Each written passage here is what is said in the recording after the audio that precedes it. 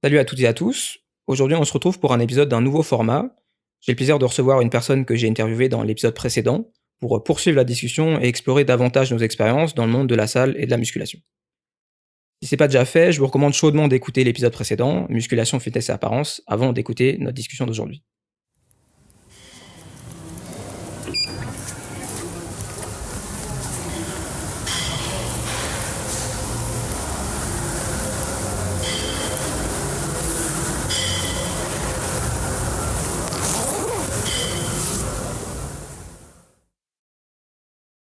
Alors comme je le disais, je suis pas tout seul pour cet épisode, je suis accompagné de Blanche. Blanche, vous l'avez entendu dans l'épisode précédent, et on s'est rencontrés à la salle dans le cadre des interviews que je faisais pour le podcast.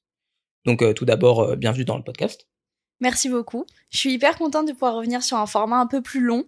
On va pouvoir développer des sujets dont on avait parlé précédemment, mais à survoler. Donc je suis très contente. Merci pour cette opportunité. Avec plaisir. Et du coup, est-ce que pour commencer, tu pourrais te présenter en quelques mots? Oui, alors je m'appelle Blanche, j'ai 21 ans, je suis en école de mode. J'ai toujours fait beaucoup de sport. J'ai commencé la danse à mes 3 ans et j'ai fait 16 années de ballet classique et de contemporain en conservatoire. Et aujourd'hui, je fais de la musculation en salle de sport et de la course à pied en extérieur.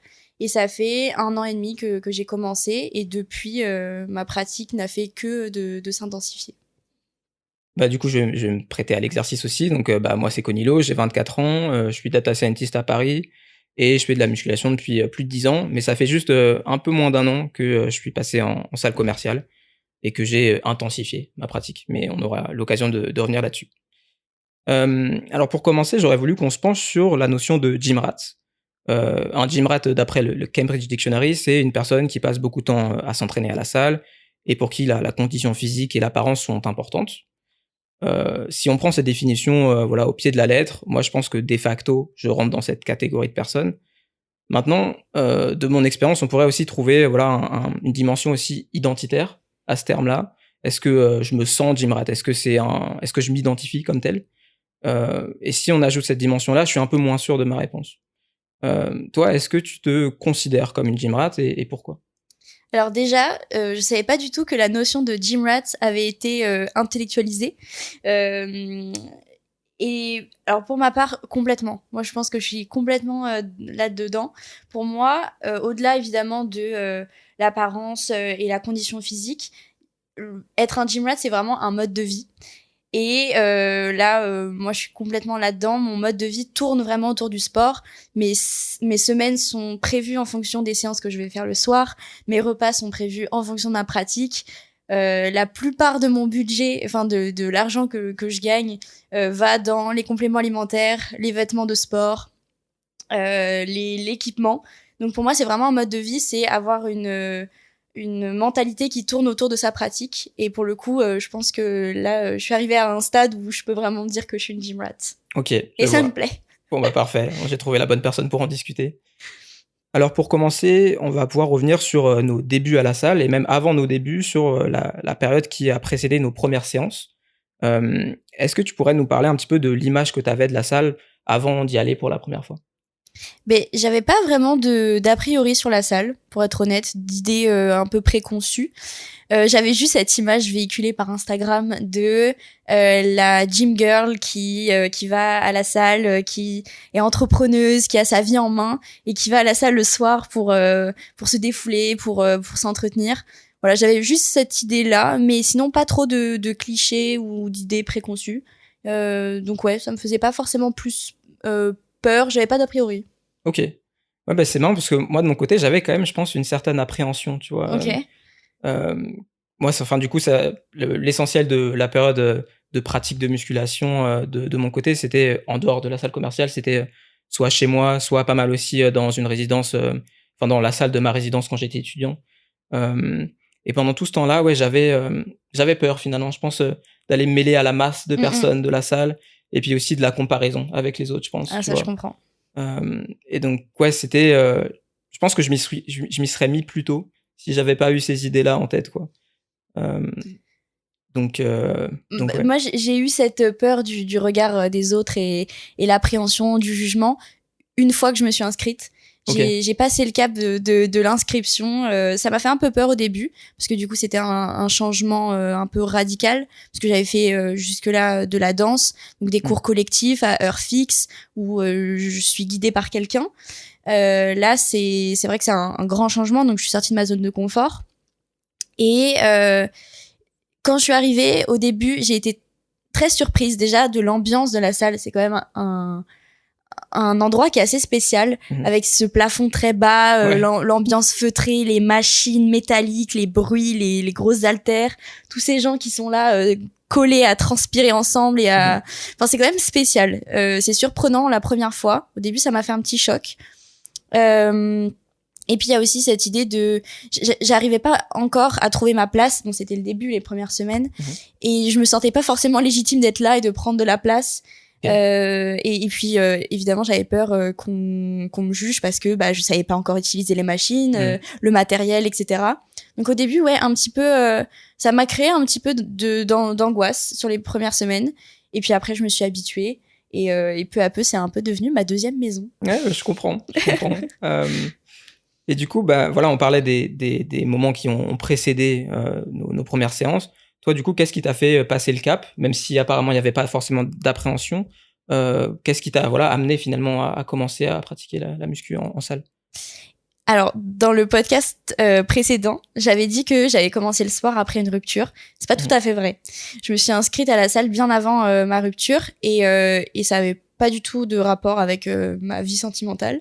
J'ai fait une prépa avant d'être en école de mode pendant 2 ans et c'était hyper dur et j'ai dû tout laisser de côté pour mon travail, et donc la danse aussi et le sport. Donc pendant 2 ans j'ai pas fait de sport. J'ai eu aussi un accident qui a fait que j'ai pas pu marcher pendant 6 mois. Je me suis cassé les 2 jambes. Donc voilà, un peu compliqué. Et en rentrant en école de mode, mon mode de vie pour le coup a changé et j'ai voulu absolument reprendre cette activité de façon un peu plus autonome, c'est-à-dire avec pas des heures fixes et puis une pratique plus en autonomie, où je peux décider de mes horaires, de mes séances, de ma pratique, de ce que je veux faire. Et donc voilà, j'ai voulu absolument reprendre cette activité sportive parce que ça fait partie de moi, et du coup il me manquait quelque chose. Il y avait une partie de mon identité que j'avais mis de côté pour la bonne cause, pour le travail, et je regrette pas du tout. Mais du coup voilà, je voulais vraiment m'y remettre, et la salle de sport, ça me paraissait le bon compromis. Entre vie perso, travail et activité physique. Ouais, je vois. C'est vrai que ça fait un peu écho en moi parce que moi, j'ai fait plein de sports différents pendant mon enfance, un peu pendant mon adolescence aussi. Je suis passé de club en club. Et en fait, je pense que ce qui a fait que je suis jamais resté, c'est les horaires, quoi. En fait, on vient à tel ou tel horaire, on fait tel ou tel exercice, et voilà, il y a des règles, quoi. Et finalement, moi, ce qui est resté, ce que je pratique maintenant depuis des années, c'est la muscu et la course à pied, des choses que je fais quand je veux, où je veux, avec qui je veux. On est libre. Voilà, c'est ça. La plupart du temps seul d'ailleurs, mais en fait, c'est parce que ça fonctionne pas comme ça pour moi. Et donc, c'est vrai que c'est quelque chose que j'aime bien, moi, avec la muscu. C'est vraiment la liberté, quoi.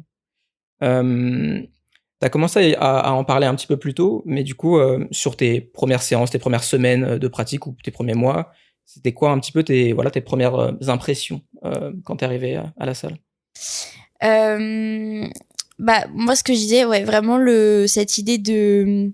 En fait, c'est quand même assez spécial parce qu'on s'entraîne en public. C'est-à-dire que on est constamment entouré de gens. Donc au début, j'avais le réflexe d'y aller le matin très tôt, quand il y avait personne, parce que je me disais, je vais pouvoir commencer à prendre mes marques sans jugement. Mais en fait, je me suis vite rendu compte que les gens, s'ils te voient par exemple galérer à essayer de comprendre comment marche une machine, ça peut être très intimidant d'essayer de comprendre et de galérer un peu devant des gens qui sont là depuis des années. En fait, justement, ceux qui sont là depuis longtemps, ils savent ce que c'est, ils sont passés par là. Tout le monde commence quelque part, et en fait, j'ai été assez surprise de la bienveillance des gens qui viennent t'aider, qui vont te montrer comment ça marche. Et c'est comme ça, au fur et à mesure, que j'ai fait des rencontres et que je me suis habituée à cet endroit. Et donc assez surprise de la bienveillance au final. Il y avait pas tellement de jugement, et quand c'était le cas, j'avoue que j'ai un peu laissé couler. Ouais, je vois. Je pense aussi moi que donc moi j'ai fait mes premières séances dans ta salle. que je trouve relativement à ma salle, beaucoup plus intimidante parce elle est grande, il y a beaucoup de monde, il y a plus de bruit, etc. Et donc j'ai ressenti ça, tu vois. Mais d'un autre côté, et ça a vraiment prédominé dans mon expérience, c'était en fait un énorme terrain de jeu, quoi. Moi, j'étais déjà go muscu en fait de base depuis des années, et là en fait j'arrive avec des possibilités énormes, quoi. Et puis donc ça a été tout de suite une expérience très agréable où voilà, j'ai été courbaturé pendant une semaine après ou que sais-je, tu vois. Et voilà, c'est ce genre de trucs qui en tout cas moi me font plaisir, et je pense pas que je sois seul. Non. Donc voilà. Et d'ailleurs, oui, par rapport à la question précédente, moi c'est mon ex du coup qui m'a introduit à la salle, en fait. Okay. En fait, on peut amener un +1 quoi à la salle pour une séance, j'imagine.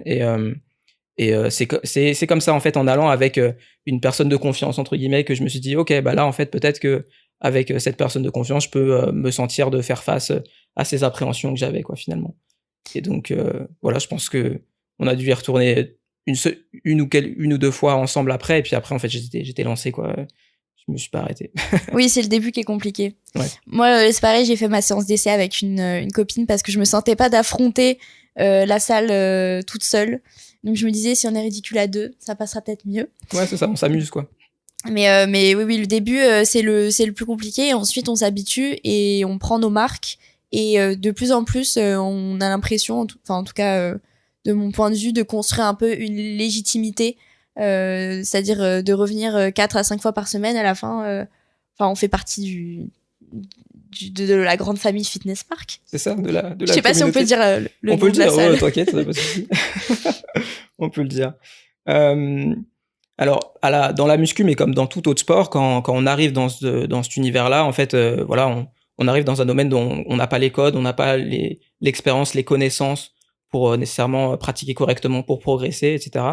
Comment est-ce que toi, tu t'es informé, voilà, pour pratiquer correctement, pour progresser quand t'es arrivé dans cet univers? Ben, c'est exactement ça. En fait, le souci de légitimité dont je parlais, c'est parce que j'avais pas les codes. J'arrivais dans un milieu que je connaissais pas du tout. Et en fait, au fur et à mesure, je me suis informée par Instagram. Ça a été la première source d'information que j'ai eue. Alors, c'est vraiment à nuancer, parce que sur Instagram, on peut trouver à peu près tout et n'importe quoi. Ouais. Il y a beaucoup de gens qui s'improvisent nutritionnistes, coachs sportifs. Donc, il y a beaucoup d'informations, beaucoup de contenu, beaucoup de points de vue différents. Donc, peu à peu, mon feed Instagram s'est transformé. J'ai eu que du contenu sport et nutrition. Et ça m'a permis vraiment de pouvoir croiser les sources d'informations et de prendre ce que j'avais à prendre en fonction des contenus qui se rapprochaient le plus de ma vision du sport. Donc voilà, je me suis vraiment beaucoup informée sur Instagram.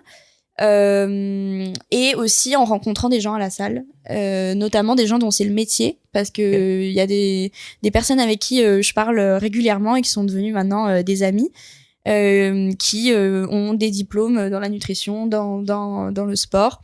Et c'est vrai que c'est rassurant parce qu'on se dit que c'est une source très fiable et c'est quand même très rassurant. Par exemple, moi je sais que si pour l'exécution d'un mouvement je sens que je peux potentiellement me blesser, je sais que je peux me tourner vers cette personne qui saura me conseiller, et ça m'a à de nombreuses reprises beaucoup aidé, parce que Instagram ça reste une source à prendre avec une source d'information à prendre avec un peu de distance quand même. Ouais, je suis plutôt d'accord. Faut se méfier. Ouais, c'est clair. Moi, quand je me suis vraiment plongé dans l'univers là, il y a un peu moins d'un an, mon feed Insta a aussi changé. J'étais sur TikTok encore à l'époque. Depuis, je lui dis au revoir. Mais voilà, c'était vraiment, j'étais un peu matrixé, quoi. Enfin, un peu matrixé. J'avais conscience de ce qui se passait, mais j'étais vraiment à fond là-dedans, quoi. On peut vite se perdre, j'ai l'impression. Ouais. Et on en reparlera, mais aussi se comparer. Il y a vraiment, justement, à force d'avoir ce flot d'informations continue, qui est génial parce que c'est un accès à de l'information illimité, gratuit, et c'est génial parce que moi j'ai appris énormément de choses comme ça, mais ça met dans un mindset aussi des fois qui peut être dangereux, où on ne pense plus qu'à ça, et il y a une comparaison et une idée de performance et de perfection tout le temps qui aussi peut être dangereuse. Ouais, bah on en reparlera justement. Ouais, du rapport à la performance. Mais ouais, moi du coup, pour les sources d'information, Ouais, du coup, ça remonte à il y a un certain temps. Enfin, c'était au début de mon adolescence où j'ai commencé à m'intéresser à cet univers-là. Et moi, j'ai commencé avec YouTube, avec des Thibaut InShape, des Jean Ange, des From Human to God, des choses que je consomme plus aujourd'hui, mais qui, en fait, voilà, m'ont introduit, en fait, à cet univers-là. Et puis, bah, ouais, plus récemment, voilà, quand je suis revenu en salle commerciale, enfin, quand je suis arrivé en salle commerciale plutôt, ça a été d'abord des papiers de recherche, finalement. Ça, c'est aussi, je pense, un peu par rapport à mon parcours, académique à moi, j'adore lire des papiers de recherche, tout simplement. Et bah, voilà, en termes de précision et de fiabilité, il y a pas mieux. Et donc ouais, voilà, en fait, il y a beaucoup de recherches dans ce domaine-là. Et donc voilà, on commence à mettre un doigt dedans et puis, en fait, il y a tellement de choses à lire et à apprendre et d'optimisation, de progrès à faire et cetera, d'informations à tirer, Ça peut faire des peur, papiers. ça. Moi, ça me fait toujours un peu peur de me dire, il y a tellement de choses à apprendre et à savoir. Et je me dis que j'arriverai jamais à être au courant de tout ce qu'il faut faire pour avoir justement une optimisation maximale. Parce que entre la composition des séances, des entraînements, l'alimentation, quand prendre quel complément, comment exécuter tel mouvement et à quelle fréquence, quelle intensité. Enfin, il y a tellement de choses à savoir sur cette pratique. Enfin, je pense qu'on n'arrivera jamais à un stade où on se dit là, c'est bon, j'ai tout appris, je sais tout. Parce qu'il y a tellement de choses à découvrir. Mais c'est ça qui est aussi intéressant. Ouais, non, mais c'est vrai que j'avais pas vu ce revers de la médaille, entre guillemets. C'est un peu vertigineux, quoi. Genre, en fait, il y a tellement de choses à savoir. En fait, on est sûr qu'on ne fera jamais parfaitement ce qu'il faut. Mais il faut apprendre à être OK avec ça. Ouais, voilà, et c'est très compliqué. C'est ça. Moi, c'est vrai que je me suis pas posé la question parce que, en fait, j'ai tiré de ces articles des principes, des choses, enfin, des choses que je comprends, en fait, et que je peux appliquer par moi-même. Mais bah, il y a des choses que je fais pas, que je fais pas ou que je pourrais optimiser. Et bon, bah, je peux pas ou je veux pas, et bon, bah, tant pis. Mais faut être OK avec ça, quoi. Ouais. Mais parce que c'est pas notre métier aussi. Oui. Donc, il faut être un peu indulgent. Mais ça, on en reparlera aussi après. Mais c'est pas notre métier. Et avoir un mode de vie calé sur le sport à la perfection tout le temps comme ça, ça peut être aussi très épuisant mentalement. Donc, il faut aussi un peu être indulgent. Ouais, c'est ça. Je pense. Ce que je me dis de temps en temps, c'est que... Alors, attends, faut pas que souvent, je me trompe quand je le dis, c'est... Je veux que le sport s'adapte à ma vie et pas l'inverse. Exactement. Voilà. Le sport, c'est un truc qui doit embellir ma vie, qui doit me rendre plus heureux, etc. Et c'est pas ma vie qui doit être au service du sport. Ah oui, ça doit être un plus. Absolument. Voilà. Je suis tout à fait d'accord. Ouais, j'ai eu une période comme ça où le sport, au début de l'année, avait vraiment pris le dessus. Et c'était limite devenu... Enfin, c'est une contrainte parce qu'il faut s'adapter et ça demande de l'organisation et de la rigueur. Mais ça devenait plus une contrainte et un désagrément qu'autre chose. Donc ouais, ça fait aussi partie des petites remises en question et des remises à niveau qu'il faut faire de temps en temps pour remettre à sa place notre pratique pour qu'elle prenne pas une place néfaste, qu'elle soit vraiment un complément. C'est censé vraiment être un plus et pas une contrainte. Ouais, en tout cas, enfin bon, je pense qu'on est d'accord, hein, mais moi, c'est comme ça que je le vois. Après, voilà. Je sais pas ce que vous en dites, hein, vous, auditeurs, auditrices. Alors maintenant, on va pouvoir rentrer vraiment dans le vif du sujet et parler de nos programmes respectifs. Est-ce que tu pourrais nous parler un petit peu de voilà, comment est-ce que tu réfléchis ton programme, que ce soit en termes d'exercice, de volume, comment est-ce que tu choisis ces différents paramètres? Alors, en termes de programme hebdomadaire, je dirais, je dis bien j'essaye d'avoir 6 séances par semaine, ce qui est beaucoup. Ouais. J'ai commencé avec 2-3 séances il y a 1 an et demi. Et là, aujourd'hui, je suis arrivée à 5-6.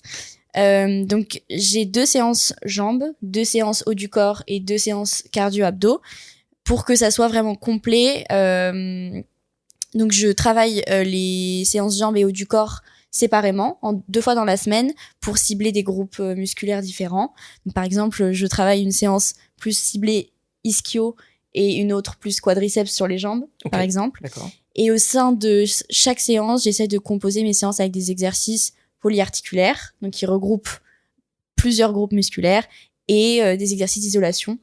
Donc voilà, à peu près l'idée. Mais c'est vrai que 6 séances par semaine, ça fait beaucoup. Ouais. Ça travaille la musculation, le renfort musculaire, le cardio.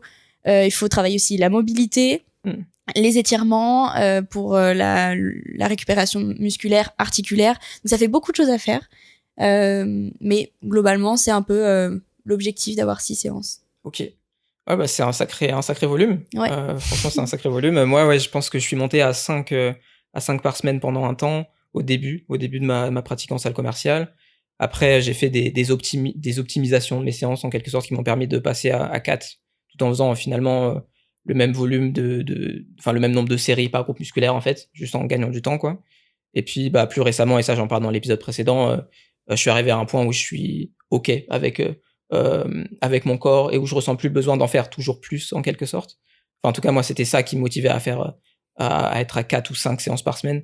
Et donc, je suis descendu à 3, Ok. de manière à, voilà, à couvrir quand même, voilà, tous les groupes musculaires. Mais dans une optique plutôt de, de préservation, De d'entretien, maintien. de maintien, voilà, Ouais. c'est ça. Donc voilà. Et puis après, en termes de programme en lui-même, moi, j'ai pas de paradigme particulier sur, enfin, exercice, enfin, charge libre, câble, machine, etc.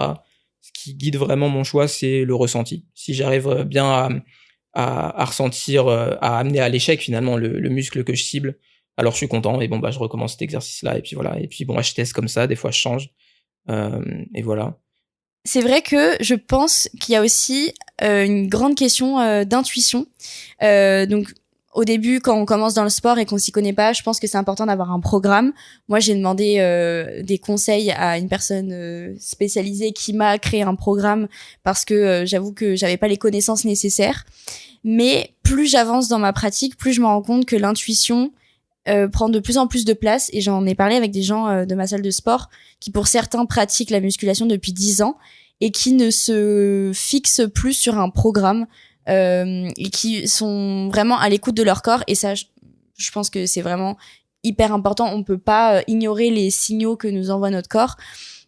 Donc voilà, vraiment être à l'écoute des ressentis. Le ressenti est hyper important, et adapter son programme en fonction des journées. Il y a des séances où on va avoir des ressentis différents, pas la même énergie, en fonction de notre alimentation, du sommeil, de la vie perso, du travail. Donc avoir un programme, c'est bien parce que ça permet d'avoir une rigueur et une stabilité, Ouais. Mais écouter son corps avant tout, je pense que c'est vraiment primordial. Ouais, non, mais je suis d'accord. En vrai, le programme, moi, je suis très attaché à mon programme. Je suis, voilà, c'est vraiment un coup pour moi de dévier de ce qui était prévu. Mais je pense que c'est aussi, c'est important en fait de le faire quand c'est nécessaire, de, je sais pas, de baisser en charge quand, je sais pas, on est fatigué, qu'on n'arrive pas à faire ce qu'on fait d'habitude, pour plutôt que faire de l'ego lifting, baisser en charge et faire l'exercice correctement en fait, plutôt que se faire mal, plutôt que de juste mal faire l'exercice et avoir de mauvais résultats. C'est très Euh, difficile, ça. de baisser les charges. Oui. Ah bah ouais. Ça fait du mal à l'ego. Ouais. Mais il faut savoir mettre son ego de côté, justement. Clairement. Et ça fait partie de l'écoute de son corps. Parce que, en fait, si on augmente nos charges ou même qu'on reste à une charge qu'on n'arrive plus à soulever, on risque de se blesser et d'exécuter le mouvement de manière erronée. Et en fait, la progression, elle va pas être aussi élevée que si on écoute son corps et qu'on s'adapte. En fait, vraiment, je pense que c'est le mot, l'adaptation. Ça doit vraiment être au centre de la pratique. Et des fois, on a un peu du mal. On se dit, non, mais la dernière fois, j'étais à 140 au hip thrust, je peux pas redescendre à 130. Ouais. Ben si, puisque notre corps, il réagit pas forcément tout le temps de la même manière. Et je commence à vraiment prendre conscience qu'il faut privilégier une bonne exécution du mouvement à toujours la surcharge progressive tout le temps, toujours plus lourd, toujours plus fort. Ouais. Donc, c'est difficile, mais je pense que c'est important. Ouais, je pense que c'est un peu la maturité du go muscu, quoi, d'arriver à baisser la charge, quoi, quand c'est nécessaire pour exécuter bien. Je pense que c'est important d'arriver à ça. Du coup, pour revenir sur mon programme, moi, du coup, c'est organisé. En fait, je l'ai pas finalement conçu comme ça, mais de facto, c'est ça. Je fais un push-pull legs, en fait.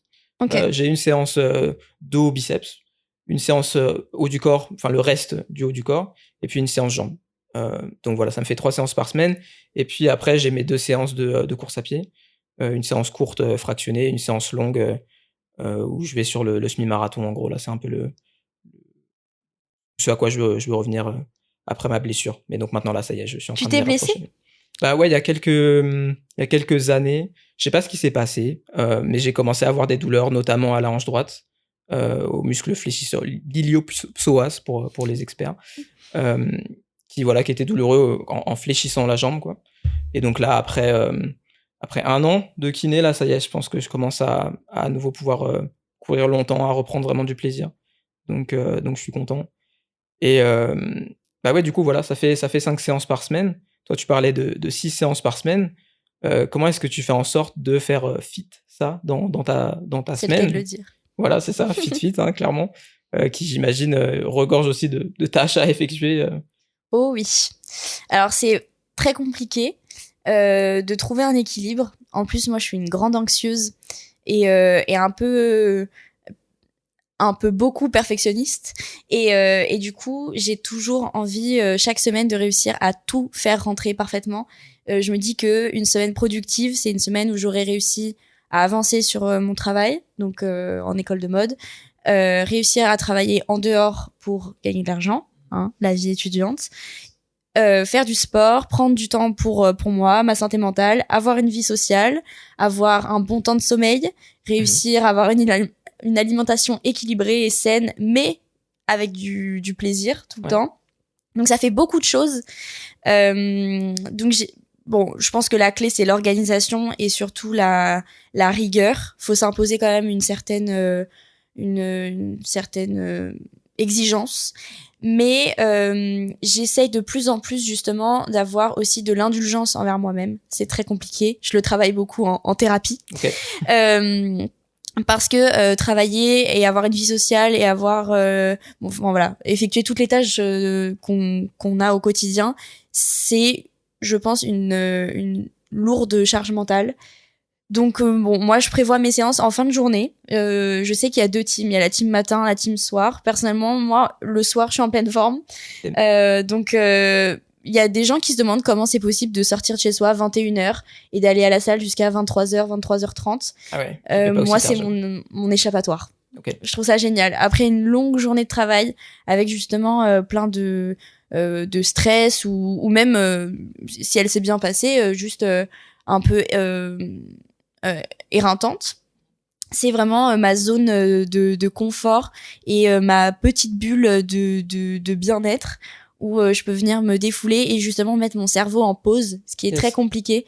Et il y a, je pense, pas plus efficace que le sport pour moi pour switch off. Ouais. Et c'est extrêmement efficace. Donc en fait, c'est même pas, j'essaye même pas de faire fit le sport dans mon programme et de me dire à quel moment je vais réussir à y aller, comment je vais me motiver, parce qu'en fait c'est un besoin. C'est-à-dire que quand il est 20h30, je sais que c'est le moment de mettre le short, les baskets et d'aller à la salle. Et c'est limite un besoin vital. Ouais, je comprends. Ouais, mais je pense que c'est un peu une expérience partagée dans la communauté. C'est un peu cette dépendance en fait à la pratique. Complètement. En fait. Et en fait, je dis la communauté en parlant de la communauté muscu, mais je pense que c'est le sport tout simplement. Alors je vais pas nécessairement parler de bigorexie, vraiment de pathologie liée à l'envie irrationnelle de faire toujours plus de sport, mais je pense qu'il y a aussi quelque chose peut-être de naturel en fait. Bon, là je m'avance énormément, hein, mais dans l'envie de faire du sport, dans les endorphines, des choses comme ça. Mais bon, je vais pas en dire plus parce que j'ai pas fait les recherches, donc je m'arrête là. Mais il y a cette envie aussi de retrouver. Alors moi personnellement, du coup, je me suis fait pas mal d'amigo muscu, et en fait, c'est aussi un lieu de social. Enfin, pour moi, c'est un moment aussi. Je peux partager ça avec des gens qui partagent la même passion, cette envie de se dépasser et de se défouler. Donc c'est aussi un bon moment à partager. De plus en plus, j'apprécie le fait de partager ces moments avec des gens, alors qu'au début j'étais plus dans une pratique un peu plus solitaire. Ouais, non, mais en effet c'est un point important ça, parce que alors ouais, du coup moi de mon côté je pratique essentiellement seul, quasi exclusivement seul. Je sais pas, je pense qu'il y a quelque chose qui doit être aussi, enfin de l'ordre de la personnalité et juste de la coïncidence en fait des rencontres qu'on peut faire. Mais moi dans une séance typique, j'ai mes écouteurs, je fais ma séance. Voilà quoi. Genre voilà, des fois je lance des regards, je dis ah bah on peut tourner là-dessus, ou tu vois, il te reste combien de séries, voilà, des grands classiques quoi, c'est tout. Et il y a peut-être je sais pas 2 personnes à qui je parle un peu quoi. Mais c'est vraiment une expérience très solitaire de mon côté. Ouais, je comprends, j'étais comme ça au début. Et en fait, c'est quelque chose que personnellement j'apprécie. C'est vraiment une bulle où on est face à soi-même avec ses haltères.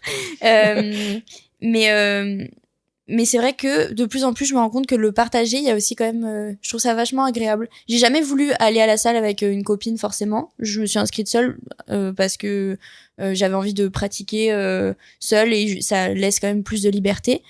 Mais je me rends compte là récemment, avoir quelqu'un qui est derrière toi et qui te pousse et qui à la fin de ta série, quand t'as envie de tout lâcher et que tu dis mais qu'est-ce que je fais là, je déteste le sport, c'est horrible, j'ai mal, je veux tout abandonner. Avoir quelqu'un derrière toi qui te pousse et qui te dit bravo, c'est génial, t'es trop forte, vas-y continue, allez encore 2 reps de plus.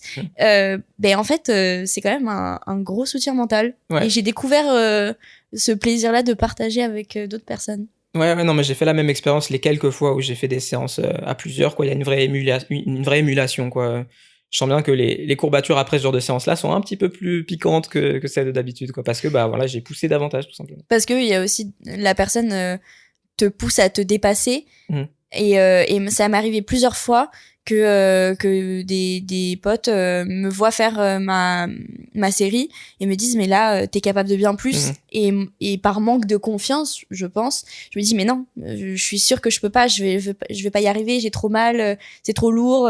Et du coup ils me poussent à me surpasser. Ouais. Se dépasser, se surpasser, le slogan Fitness Park. Encore Ambassadrice. un petit coup de promo. Mais c'est vrai que souvent, les gens de l'extérieur sont plus clairvoyants sur tes capacités. Et moi, ça m'a ouvert les yeux sur le fait que j'étais capable de beaucoup plus progresser que ça et qu'il fallait que je me fasse aussi un peu confiance sur mes capacités. Ouais. Ouais, non, c'est un vrai sujet. Et pour revenir rapidement sur comment est-ce qu'on fait fit ça dans notre semaine, moi, de mon côté, j'ai l'impression que ça a pris un peu le pas sur des activités culturelles. Je pense peut-être pas sur ma vie sociale, tu vois, mais voilà, ça pouvait m'arriver par le passé de, je sais pas, sortir en semaine, aller à des events après le boulot, etc. Aujourd'hui, ouais, 4 jours sur 5 en semaine, bah, voilà, 17h30, je commence ma série, enfin, ma première série, en fait, quoi, voilà. Je vais à la salle en position, quoi. Et donc, voilà, ça me va, mais je me dis que si j'avais pas ce train de vie, c'est-à-dire, genre, bah, moi, je suis en distanciel tout le temps, tu vois, donc je gagne beaucoup de temps, je peux être à la salle assez tôt et avoir quand même du temps après. Si j'avais, je sais pas, une vie sociale plus volumineuse, on va dire, ça serait peut-être compliqué de continuer à en faire autant. Mais c'est pour ça le sujet de faire de la pratique sportive une activité sociale aussi, ça serait un truc qui me plairait bien. Mais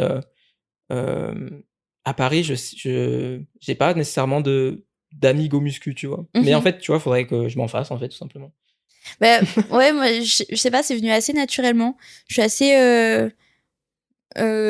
ouverte. J'ai l'impression que j'arrive bien à faciliter ces échanges-là. C'est venu petit à petit parce que j'ai pas toujours parlé autant aux gens au début.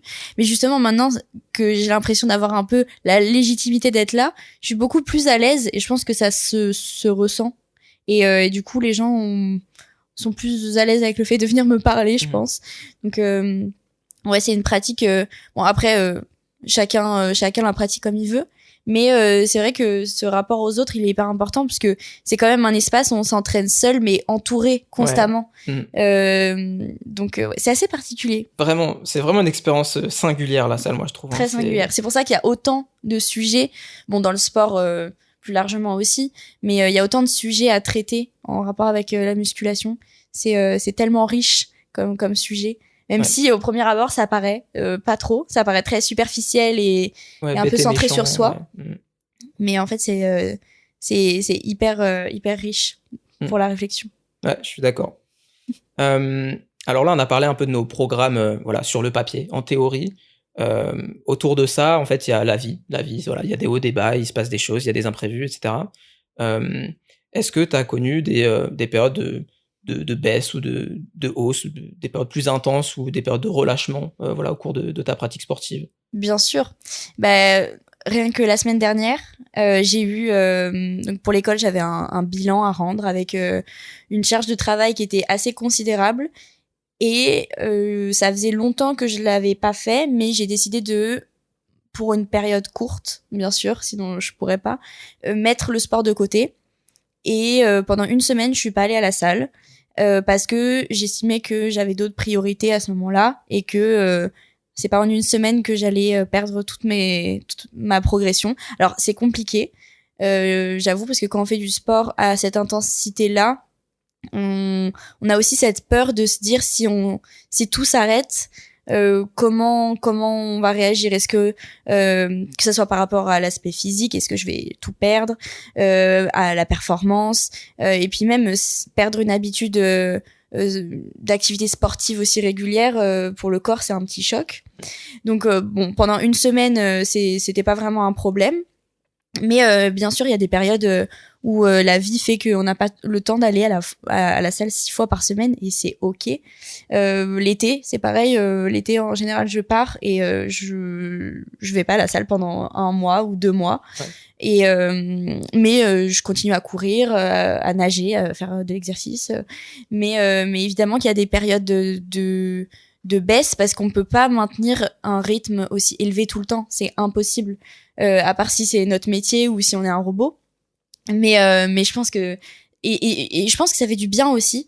Là, depuis que j'ai fait cette petite pause d'une semaine, je suis revenue avec une énergie incroyable et j'avais l'impression que même pour mon corps, ça lui avait fait du bien de prendre un peu de repos pour se reconstruire et revenir en force. Et il y a des périodes où au contraire, je suis à fond et c'est limite il y a que ça qui compte. En janvier, j'ai fait 24 séances sur le mois, ce qui est absolument énorme. Et j'ai adoré, mais c'est super. Et d'ailleurs, j'ai vu une explosion de progrès. Mais je peux pas tenir ce rythme tout le temps. C'est impossible. Donc ouais, ça fluctue. Il y a des hauts, il y a des bas. Mais encore une fois, l'important, c'est l'adaptation et savoir être OK. Je dis pas que j'y arrive, hein. Mais savoir être OK avec le fait que ça sera pas 6 séances parfaitement exécutées toutes les semaines, toute l'année. C'est impossible. Ouais, c'est vrai qu'il y a un vrai, il y a un aspect psychologique à être OK avec le fait que ça fluctue, quoi. Voilà, on peut être à un niveau, à un niveau qu'on trouve élevé un jour et puis le lendemain, enfin ou la semaine d'après, on a baissé. Et enfin voilà, il y a beaucoup de choses qui fluctuent. Moi de mon côté, je pense qu'au début, au début de ma pratique en salle commerciale, c'était en fait une période d'intensification pendant plusieurs mois, quoi. En fait, finalement, je me suis vraiment plongé la tête la première dans cet univers-là. C'est là que j'étais, je pense, un peu, peut-être un peu matrixé avec les réseaux, tu vois, genre un peu, voilà, il y avait un aspect identitaire, je pense, à ce moment-là, de voilà, je suis un gym rat, quoi. Je grossis le trait parce qu'en vrai, j'avais beaucoup de recul déjà à cette époque-là, mais ça prenait beaucoup de place dans ma tête, en tout cas. On peut vite se faire embarquer dans cette dynamique de gym rat, avoir ces 6 séances et être dans la performance. Mais du coup, justement, est-ce que toi, quand tu as des périodes où t'as pas forcément le temps ou même l'envie, est-ce que t'as cette peur de la perte de la performance ou du maintien de l'apparence? Ouais, je pense que je l'ai, mais en fait, le truc, c'est que, je crois que depuis que j'ai ma discipline là, en salle commerciale et tout ça, j'ai jamais vraiment fait d'écart, tu vois? Je pense Ok. que je me suis toujours tenu à mon truc, tu vois? Waouh. En fait, je suis jamais, tu vois, monté à 6 séances par semaine et cetera, tu vois? Mais, quand j'ai dû baisser, c'est parce que je le voulais. Enfin, parce que genre je changeais mon programme, quoi, finalement, que je changeais les règles, je changeais ma discipline. Hem, Peut-être que c'est ça la clé. Faire moins, mais du coup sur ouais, sur la longueur, ouais, genre, ouais, c'est ça, ouais. être plus constant. Ouais, peut-être. Mais Après, je encore pense une que fois, faut s'adapter et c'est difficile. c'est ça. Et je pense que moi, justement, j'ai pas eu à m'adapter. En fait, j'ai pas eu d'incidents, tu vois, qui ont créé un conflit avec mon programme. Et c'est vrai que si je faisais face à ça, en effet, moi, je pense qu'il y a vraiment un truc, une dépendance psychologique, un truc de, faut que je suive mon programme, sinon j'ai peur de perdre, tu vois? Mm, mm. Hem Et voilà, je sais pas, tu parlais des vacances, par exemple. Moi, je prends pas énormément de vacances, je me suis pas posé cette question, tu vois? Genre, pendant mes vacances, c'est peut-être, à ce moment-là où j'ai poussé le plus, tu vois? Ah Les oui. vacances d'été dernières. Bah, j'étais à Paris, let's go, Ah ouais. Bah, moi tu vois? j'avoue que ça me fait un peu peur. Là, cette année, je vais partir 2 mois. Et j'appréhende déjà la rentrée de septembre et de faire face à un corps qui a perdu forcément un peu en performance, parce que je vais pas soulever ce que je soulevais en fin juin, en début septembre. Au-delà de l'aspect performance, il y a un aspect esthétique qui est évident. Moi, j'ai peur. Je me dis, tous ces progrès, tous ces efforts, tous ces compromis, est-ce qu'ils vont être réduits à néant en 2 mois? Enfin, moi, c'est quelque chose qui m'inquiète et avec lequel je suis pas encore forcément totalement OK encore. Mais je pense qu'encore une fois, il faut s'adapter et faire preuve un peu d'indulgence. Mais oui, la perte de la performance, c'est la peur numéro 1 du gym rat, j'ai l'impression. Ouais, je pense, voilà, c'est genre, si on te dit, ah, mais t'as perdu, c'est, oh là là, mais quel sacrilège, quoi. Ah ouais, mais non. Sacrilège. On a ce devoir de maintenir la performance toujours, et au-delà de la maintenir, de la faire progresser en permanence. Il y a ce truc avec la muscu de toujours plus haut, toujours plus fort, toujours plus lourd. Fort Boyard. Non, mais vraiment, c'est un peu, c'est une charge mentale quand même qu'il faut savoir gérer. C'est pour ça que je m'en rends compte, là, au fur et à mesure qu'on en parle, il y a quand même beaucoup de dérives possibles dans la musculation, dans le sport aussi, mais là, il y a vraiment un aspect esthétique qui est quand même très très fort dans la muscu. Et du coup, il faut vraiment savoir gérer ça. Donc, c'est un long chemin, on y travaille. C'est ça, mais c'est enrichissant. Mais voilà, c'est voilà, c'est quelque chose qu'il faut naviguer avec précaution, quoi.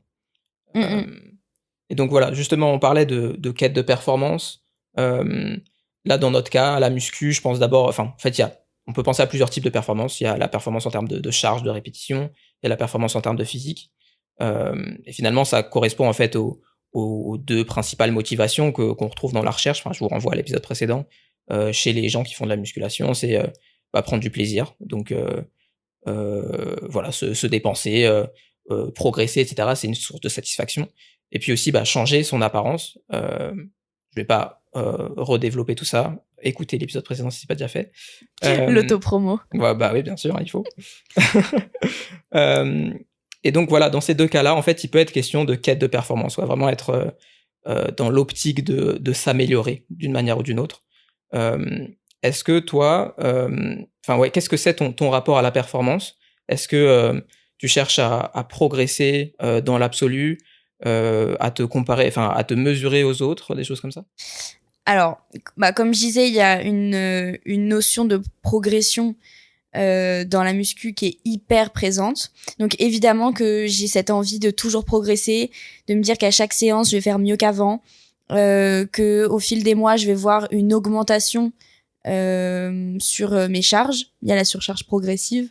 Donc évidemment qu'il y a cette question-là, mais de plus en plus, encore une fois, je fais attention à être à l'écoute de mon corps, et si je sens que là je peux plus progresser pour l'instant sur un exercice parce que mon corps me le permet pas, je vais pas forcer. J'ai très très peur, on en a pas beaucoup parlé, mais de me blesser. Et du coup je préfère rester à l'écoute de mon corps, mais évidemment qu'il y a il y a tout le temps cette petite déception quand on est amené à maintenir une charge un peu trop longtemps ou la baisser pour s'adapter. C'est vrai qu'il y a des fois où ça me frustre énormément de me dire que là, la performance, elle est pas à la hauteur de ce que j'attendais. Donc ça, c'est aussi quelque chose qu'il faut apprendre à gérer. En revanche, me mesurer aux autres, pas du tout. Pour le coup, je fais pas de compétition de powerlifting ou de culturisme ou ce genre de choses. Donc, me mesurer aux autres, c'est pas vraiment quelque chose qui m'importe. En revanche, il y a ce réflexe humain de se comparer. Donc, ça m'arrive des fois on est peu de filles quand même dans cette salle de sport, mais de justement me comparer à ces filles en me disant mais attends, je vais compter combien elle Ok. soulève au hip thrust par rapport à sa shape, à la mienne. Et c'est ridicule parce que chaque corps progresse différemment. Et des fois, je me compare à des filles qui ont 10 ans de muscu dans les jambes. Donc évidemment que ça n'est pas comparable. Et puis on a des parcours différents, des envies différentes par rapport à notre pratique. Donc oui, il y a ce réflexion de se comparer, mais en soi, c'est très cliché. Hein. Mais je suis vraiment en compétition qu'avec moi-même. Et déjà arriver à me dépasser et à sortir de chez moi à 21h après une longue journée, m'entraîner pendant 1h30, 2 heures et aller jusqu'au bout, même si c'est pas parfait et même si la performance elle est pas comme je la voulais, bah pour moi c'est déjà énorme. Et j'essaye vraiment de me rappeler de ça à chaque fois que je me dis ah mais là cette série elle était pas bien, il faut le refaire, faut faire mieux. Bah déjà je l'ai fait et jusqu'au bout. Donc évidemment qu'il faut se pousser pour progresser. C'est pas en étant laxiste que ça va marcher, mais voilà. Encore une fois, c'est une question d'équilibre. Yes. On peut faire une petite aparté sur la peur de la blessure, sur même peut-être la douleur à la salle, tu vois. Genre, je pense que en fait, j'y avais jamais vraiment réfléchi, mais la douleur, c'est vraiment quelque chose de central comme sensation dans l'expérience d'un go muscu.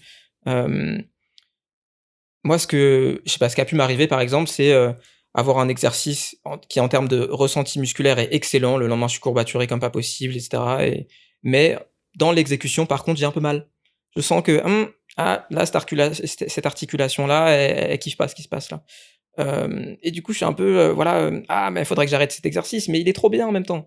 Et donc, c'est vrai que enfin voilà, en fait, la chose responsable à faire, c'est on arrête l'exercice ou on apprend à le faire mieux, ou alors c'est pas possible parce que morphologie ou que sais-je.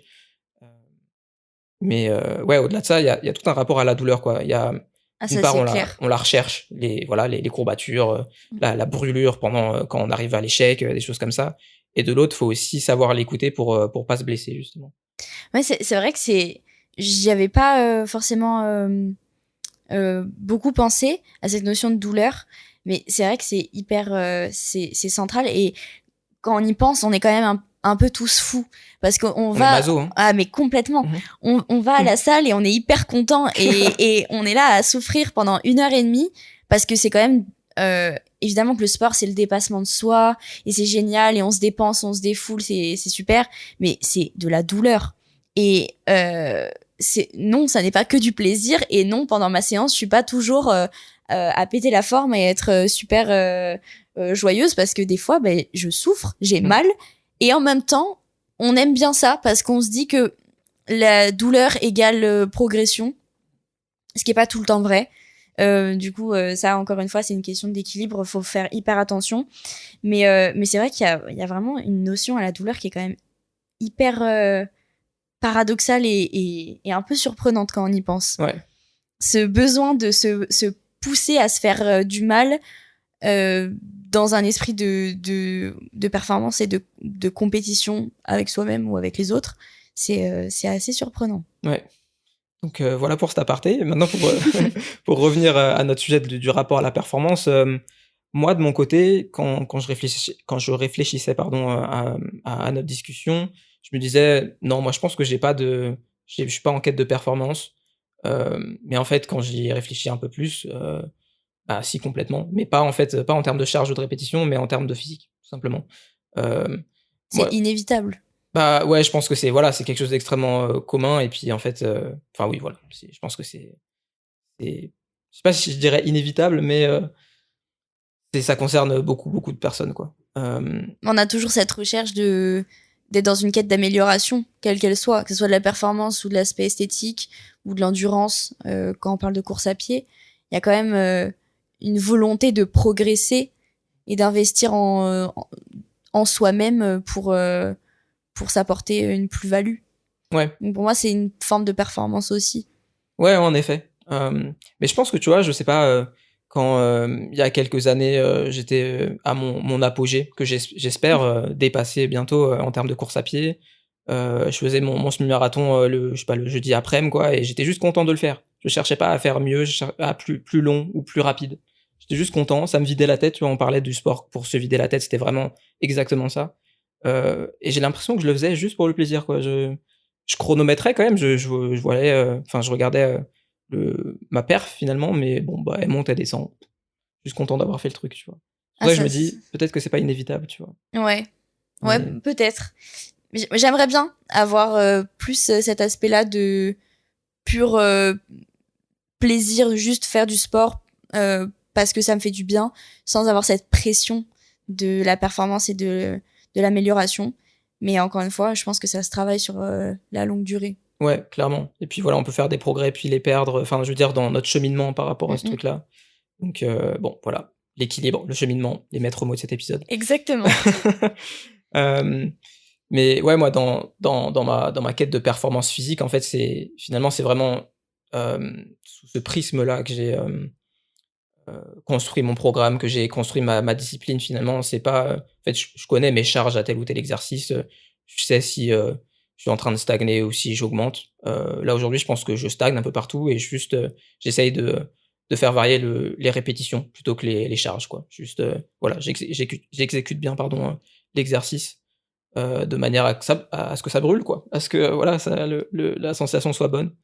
Mais ouais, plus récemment, je me suis dit, peut-être que j'aimerais bien donner plus de place à des exercices de force athlétique, d'haltérophilie, de calisthénie, qui je trouverais, enfin, dans lesquels je pourrais trouver plus de plaisir dans la quête de performance, mais en termes de charge cette fois-ci. Mm-mm.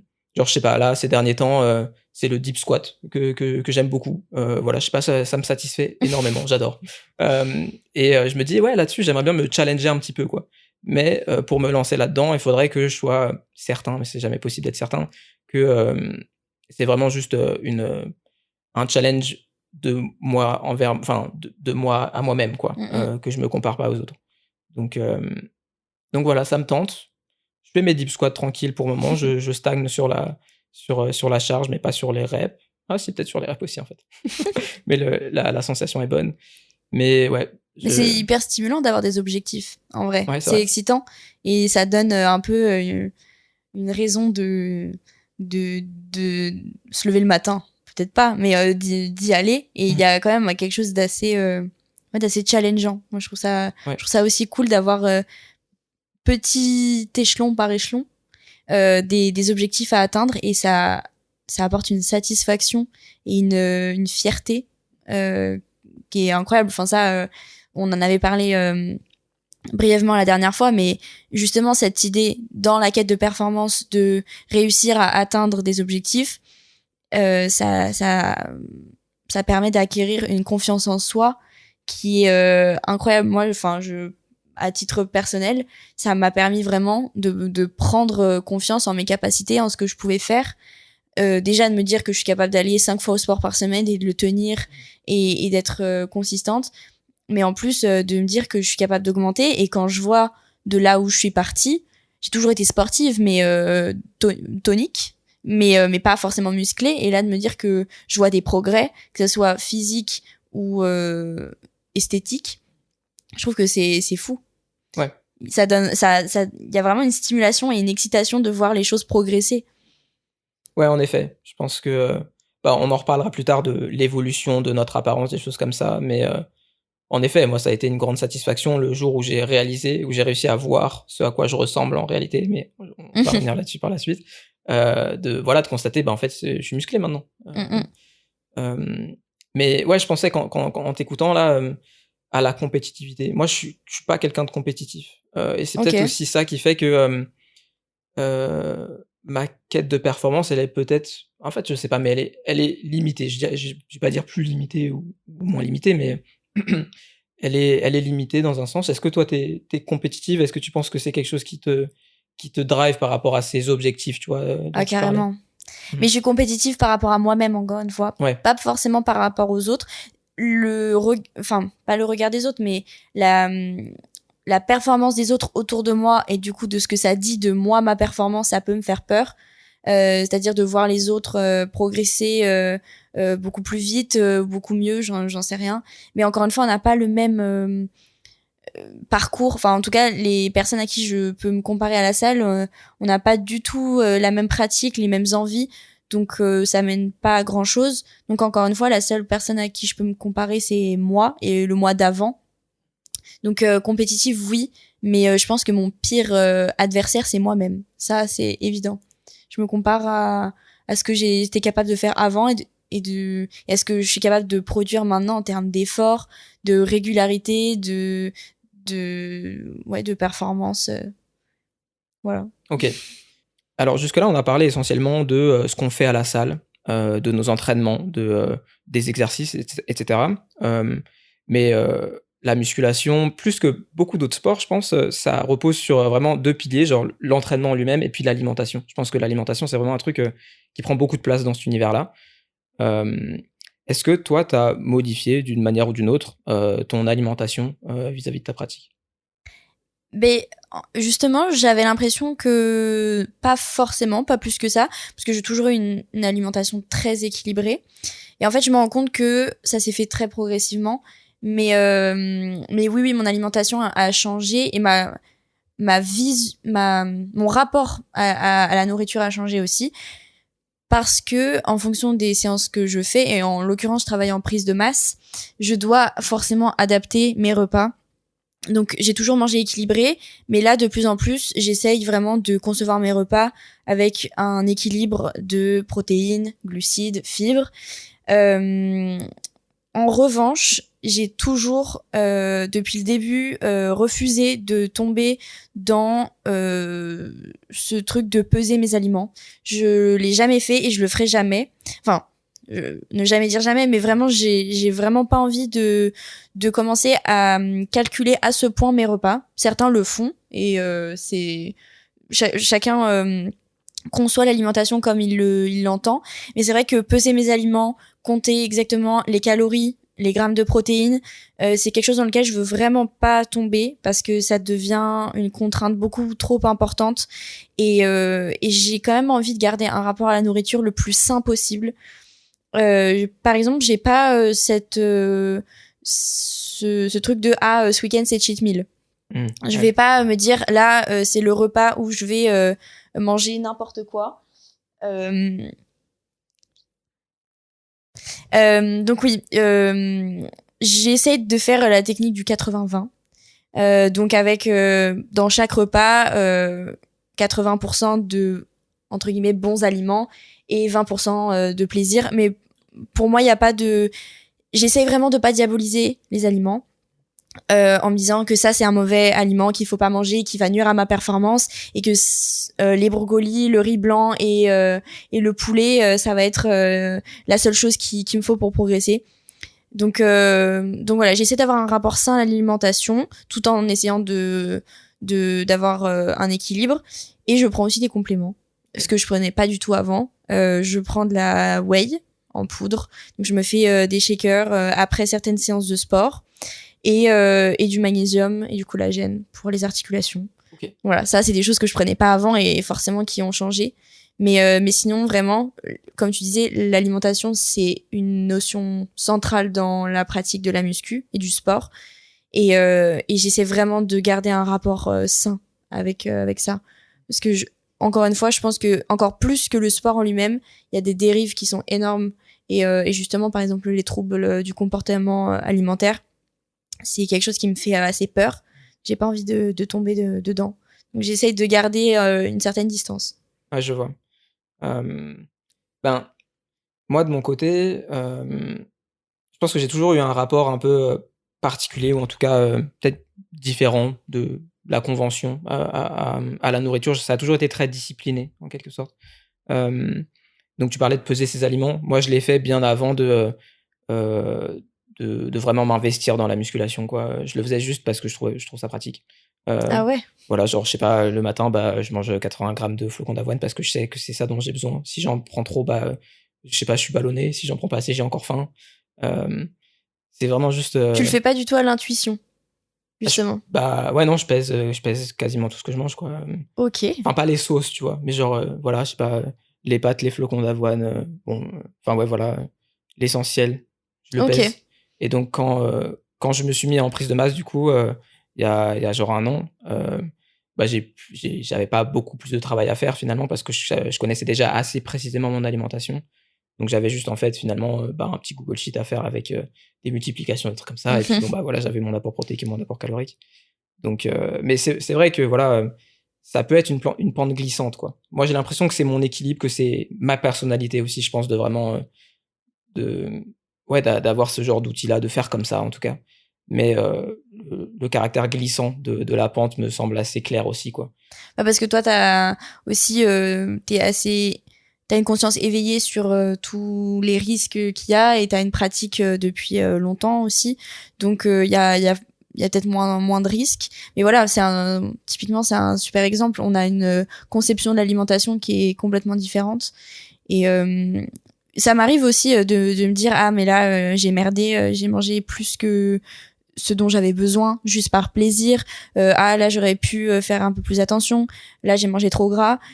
Mais encore une fois, question d'équilibre et d'adaptation et il faut savoir un peu s'écouter et quand j'entends certaines personnes parler d'alimentation où la notion de plaisir est complètement absente, moi je trouve ça hyper triste. Pour moi un repas évidemment ça peut pas être un festin incroyable à chaque fois, mais il faut qu'il y ait une envie, un plaisir, sinon si on enchaîne les restrictions, pour moi c'est pas la bonne solution parce qu'après on risque d'autant plus de craquer et de faire des excès. Donc pour moi, c'est encore une fois un équilibre à prendre, de savoir se faire plaisir tout en consommant des aliments qui sont bons pour notre corps et notre pratique. Mais pour moi, allier plaisir et équilibre, c'est complètement faisable. Et justement, là, Instagram, c'est génial pour ça. Il y a moi, tous les jours, j'enregistre des recettes différentes que je découvre et c'est génial. Ouais. On a accès à tellement d'informations sur ça que il y a tellement de possibilités de se faire plaisir sainement. Faut juste un petit peu faire des recherches, mais ne vous privez pas. Clairement. Et puis c'est vrai, enfin là je l'ai pas précisé, mais moi je sais pas, tous les week-ends je vais au restaurant et puis je mange ce que je veux. Hein. Voilà, c'est juste en semaine chez moi. J'ai mes habitudes, j'ai des choses rapides et pratiques et équilibrées à manger. J'ai mes doses que je connais par cœur et puis voilà, ça va vite. C'est aussi voilà, moi j'aime pas cuisiner. J'aime des trucs efficaces quoi, tu vois. C'est un peu moi j'adore ça, c'est génial. Voilà, c'est aussi, je pense, c'est aussi ça qui fait la différence entre différents points de vue sur l'alimentation quoi. Et puis sinon au-delà de ça, moi je complémente aussi mon alimentation. Moi c'est whey et créatine. Donc voilà, classique finalement. Un truc qui m'est venu en réfléchissant un petit peu en amont de l'épisode, je me demande en fait si, notamment pour la créatine, si j'ai pas un peu, en fait, est-ce que je me vois continuer à en prendre toute ma vie finalement? C'est un peu ça la question finalement. Parce que là aujourd'hui, je pense que j'associe psychologiquement la créatine à un meilleur maintien de mes gains ou même à des gains tout court supplémentaires. Et je me dis ah mais si je l'arrête un jour, du coup je vais perdre. Du coup est-ce que je suis hooked? Est-ce que je suis obligé de continuer? Donc voilà, d'un côté il y a cette dépendance là que j'aime pas trop, tu vois. Et de l'autre il y a la recherche la recherche sur la créatine, elle est extrêmement claire, elle est extrêmement complète. C'est un complément alimentaire qui est excellent quoi. Mais c'est pas une raison pour se sentir, c'est pas pour ça, c'est pas pour autant que je dois me sentir obligé psychologiquement de continuer à la prendre tout le temps quoi. Je sais pas toi si tu te projettes dans le futur finalement vis-à-vis de la complémentation. Si justement, et je me dis que j'ai pas du tout envie de tomber dans une dépendance. Moi je prends de la whey en poudre pour avoir ce complément de protéines et je les prends en fin de séance. Pas à chaque séance, sinon ça ferait beaucoup, mais 2 à 3 fois par semaine pendant l'ouverture de la fenêtre anabolique, la fameuse. Mais non, j'ai pas envie d'avoir cette dépendance et de me dire que je dépends de compléments qui en plus, ça dépend où on les achète et ce qu'on prend, mais sont pas forcément extrêmement sains. Et sur le futur, moi j'aimerais réussir à pouvoir me contenter que de mon alimentation pour me fournir ce dont j'ai besoin. Ouais. C'est vrai que j'ai pas toujours envie de manger 1 kilo de poulet pour avoir mon apport de protéines. Je dis ça, mais il y a tellement d'autres sources de protéines et d'alternatives, c'est ce que je disais. Mais encore une fois, ça fait partie du quotidien. On n'a pas tout le temps de cuisiner. C'est aussi un budget. Donc des fois, oui, les protéines en poudre, ça peut être très pratique, mais je me vois pas en consommer toute ma vie. Je suis pas sûre que ça soit très très sain. Ouais, je vois. Et il y a des sportifs d'ailleurs qui partagent ce point de vue et des sportifs de haut niveau dont c'est le métier qui n'ont qui ne prennent aucun complément alimentaire, enfin des vitamines, mais pas plus de poudre parce que aussi le corps peut très mal réagir. Il y a des gens qui sont hyper intolérants. Ouais. Donc ouais, ça encore une fois c'est un travers. Ça peut être dangereux de créer une dépendance à tous ces produits. Plus vers une pratique naturelle. Ouais, en effet, non, mais J'essaye. ouais, non, bah, je suis plutôt d'accord, tu vois. Dans l'idée, moi, j'aimerais ne pas compléter mon alimentation finalement, quoi. Mais je sais pas, sur la whey, en effet, il y a les gens, enfin, d'une personne à l'autre, il y a des réactions très différentes. Il y a des gens qui la supportent pas et bon, bah, c'est comme ça. Moi, j'ai jamais eu de problème particulier, mais j'avoue que moi, la whey, je la vois comme un aliment à part entière, tu vois? Tu vois, comme en fait, c'est un extrait de lait, tu vois? Et moi, du lait, bah, je sais pas, c'est un aliment, tu vois? Hem, c'est un aliment pratique, c'est un aliment vraiment fonctionnel, Ouais. Mais je le considère comme enfin, je la considère comme un aliment, tu vois? Ouais, mais pour le coup, la whey, je pense que oui, c'est vraiment un complément. Et ouais, c'est hyper pratique, ça se mélange à tout. Tu peux en faire plein de choses. Mais par exemple, je vois des gens dans ma salle qui prennent du pré-workout, qui prennent des BCAA, Ouais. qui prennent du post-workout, qui prennent de la créatine, enfin, je sais pas, il y a des milliers de compléments alimentaires. Je les connais absolument pas tous. Et c'est vraiment ces choses-là où au début, moi, je me suis dit, mais en fait, si je prends pas tout ça, et ça représente un budget colossal. En plus de ça, c'est une charge mentale. Enfin, il faut penser à tout. Il y a avant la séance, pendant la séance, après la séance, pendant les temps de repos. Enfin, c'est énorme. Et au début, j'avais un petit peu peur. Je me disais, mais si j'ai pas tout ça, en fait, je progresserai pas. Et plus ça va, plus je me dis que à mon niveau, je veux pas devenir bodybuildeuse. Je veux juste avoir un corps harmonieux et progresser physiquement, être plus endurante, plus tonique, plus forte. Je suis pas sûre qu'on ait besoin de tout ça si on a la pratique qu'on a et dont on a parlé. Ouais. Non, ouais, clairement, enfin, dans le cas de la créatine, par exemple, alors la recherche est claire sur le sujet, ça a beaucoup d'effets bénéfiques, mais c'est un effet modeste. Et donc je pense que voilà, si un jour, j'ai envie d'arrêter, je pense que voilà, faudra juste que je me replonge à nouveau dans la littérature pour me dire: «Bon, bah, voilà, ça va pas être, un énorme changement en fait, entre avant et après, et ça va aller. Tu peux arrêter Conilo, c'est pas grave». Mais oui, en soi, c'est que des compléments et c'est pas parce que tu prends un tas de produits que tu vas progresser, dans le sens où c'est la pratique sportive en elle-même et ce qui va autour, l'hygiène de vie, donc du sommeil et une bonne alimentation qui font que ça va marcher. Mais en soi, tout ça, en fait, ça intervient à un niveau d'exigence qui est tellement élevé, j'ai l'impression que bon, pour l'instant, moi, j'essaye de m'écarter un peu de tout ça. Ouais, je comprends. Et déjà, quand je sors mon énorme pot de whey devant mes parents, ils sont horrifiés de me voir prendre ces trucs-là et ils me disent, non mais là, vraiment, t'es tombé bien bas. Mais ouais, je comprends que ça puisse un peu faire peur. Donc pour l'instant, et j'espère que ça continuera comme ça, j'essaie de me contenter de l'alimentation normale. Ouais. Parce que c'est tellement riche, il y a tellement de choses qu'on peut apporter à notre corps naturellement. Petit aparté à nouveau, tu parlais de fenêtres anaboliques. Oui. Moi, quand je me suis plongé dans la littérature scientifique, ce qui est apparu, mais chacun se fait son avis, c'est un consensus scientifique sur l'inexistence de la fenêtre anabolique, Ok. finalement. Et Ah. ça peut changer pas mal de choses dans nos quotidiens de pratiquants, tu vois, de la musculation. Et donc voilà, on en reparlera plus tard, mais je vais partager tous ces papiers-là sur lesquels je me base. Et peut-être que ça t'intéressera du coup, mais ouais, moi, Carrément. ce que j'avais lu, c'est que il y a pas besoin de consommer X grammes de protéines 30 dans les 30 minutes qui suivent la fin de l'effort, par exemple, tu vois? Ouais, c'est assez. Les avis sont partagés dessus, mais ouais, moi j'aime bien prendre un shaker de protéines dans l'heure qui suit une séance. J'ai l'impression que c'est le moment où j'essaie de le visualiser, où le muscle est le plus détruit et où il a besoin absolument de petits soldats de protéines pour venir le réparer. Mais j'avoue que pour le coup, je suis pas du tout assez informée sur ces sujets-là. Il y a tellement de choses à apprendre, encore une fois.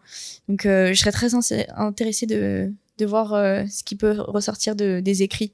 Bah, je vais partager tout ça, on va en reparler.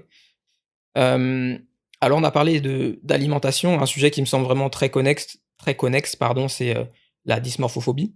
La dysmorphophobie musculaire, j'en ai parlé dans l'épisode précédent, c'est la crainte irrationnelle de pas être assez musclé, qui entraîne un comportement obsessionnel vis-à-vis de l'entraînement et de l'alimentation.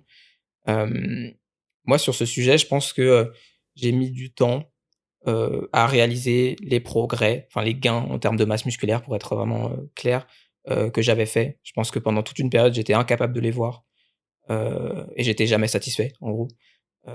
J'en voulais toujours plus et c'est ça qui m'a fait, enfin, ouais, c'est pour ça que je suis resté en prise de masse pendant un certain temps. Et puis finalement, je pense que ce qui a débloqué la situation, ce qui m'a permis de me voir tel que je suis, c'est quand on a commencé à me faire des remarques, quoi. Donc j'en parlais un petit peu plus tôt dans la discussion, je crois. Donc voilà, c'est un peu dommage d'avoir besoin des autres, hein, mais bon, bah, c'est comme ça. C'est humain. Ouais, voilà, ça doit être ça. C'est toujours agréable d'avoir une validation extérieure. C'est ça, c'est ça. Après, en fait, ce que je me suis dit aussi dans l'épisode précédent, c'est que quand on voit quelqu'un de musclé et qu'on le valide, on est en train de dire, bah voilà, tu es musclé, c'est bien, tu vois. On part un peu du principe que le muscle, c'est bien, tu vois. Et j'ai envie de remettre ça en question, tu vois. C'est une idée qui est, voilà, elle est complètement tacite et elle est partout à la salle, quoi. Genre, ça va de soi, personne ne la questionne, personne ne la pense.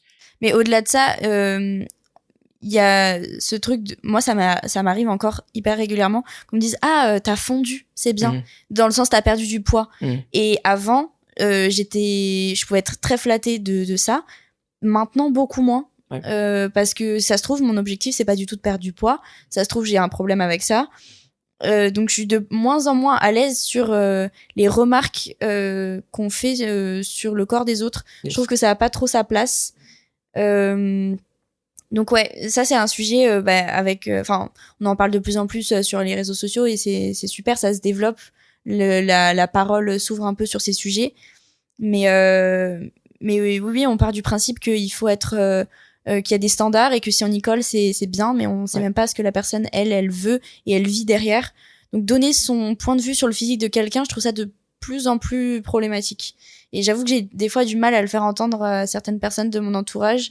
Parce que c'est sous couvert de bienveillance ou c'est pour ton bien, mais en fait j'ai pas forcément envie d'avoir ton avis.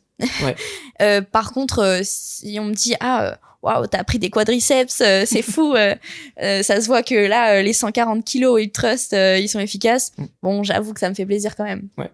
Ça flatte un petit peu mon ego. C'est ça, ouais. Je pense que c'est pareil de mon côté. C'est, voilà, si on me dit t'es musclé, tu vois, enfin en substance, mon ego est flatté, clairement. Mais dans le fond, je pense parce que c'est notre objectif aussi. Bah voilà, c'est ça.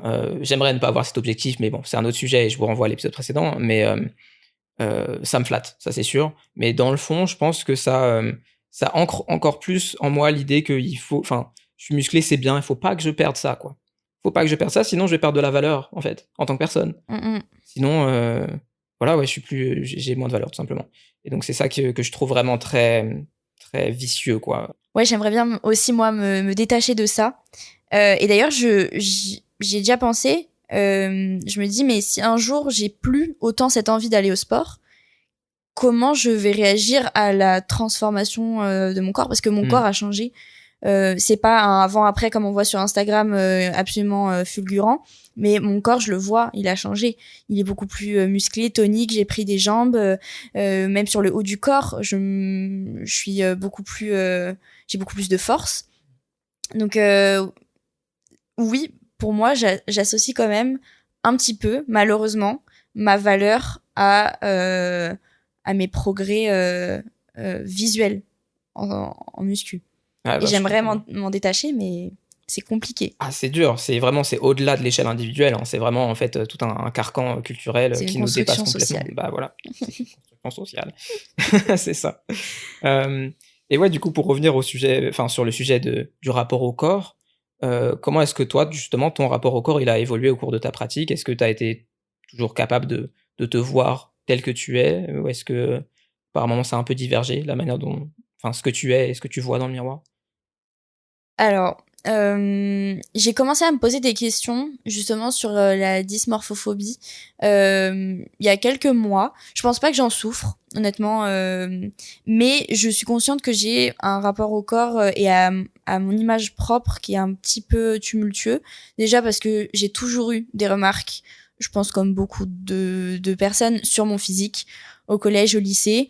Euh, Ce qui revenait le plus, et souvent de garçons, principalement de garçons, c'était que j'étais trop plate. Alors OK. j'ai toujours été une danseuse, donc j'ai toujours eu un corps, on va dire, tonique et un peu musclé forcément.